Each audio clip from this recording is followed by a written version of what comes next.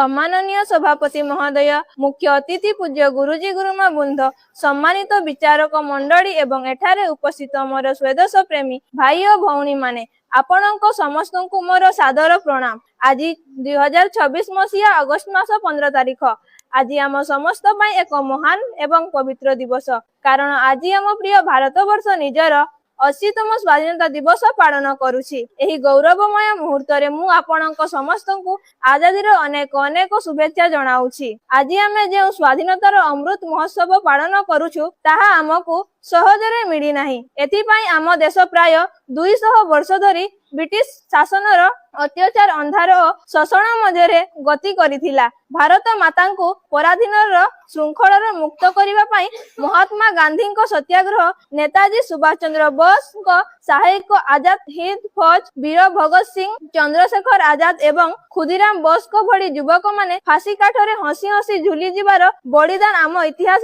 पृष्ठारे स्वर्णक्षय लिखित। आमे ओडिया, आम रक्तरे वीरत्व अछि। स्वाधीनता संग्राम रे ओडिशार भूमिका अतुलनीय। 1806 मसीह सर्वप्रथम ब्रिटिश विरोध में स्वर उत्तोलन करी जय राजगुरु निज जीवन को बलिदान देइथिले। बक्सी जगबंधु को नेतृत्व में पाइक विद्रोह इंग्लिश सरकार को मोड़दुआ हलाई देइथिला। संबलपुर वीर सुरेंद्र साय, कोरापुट वीर लक्ष्मण नायक एवं मात्र 12 वर्षर कुनी पुओ शहीद बाजी राउत इंग्रेज सेना को गुड़ी समान रे मथा नुआई नथिले। सेमानंक त्याग कोन आमे केबे भूली पारिबा। आज सही समस्त को ज्ञात और अज्ञात शहीद मानक पाई मोर रक्त कणिका कृतज्ञता जणाउछि। 1947 मसीहा अगस्त 15 तारिख रु आज 2026 मसीहा पर्यंत गत 79 वर्ष मध्य आम देश अनेक सफलता हासिल करिछि। जेउ माने भाबुथिले भारत निजे निजको संभाड़ी पारिबो नाही, सेमानकु आमे भूल प्रमाणित करिछु। आज आमे केवल खाद्य शस्य रे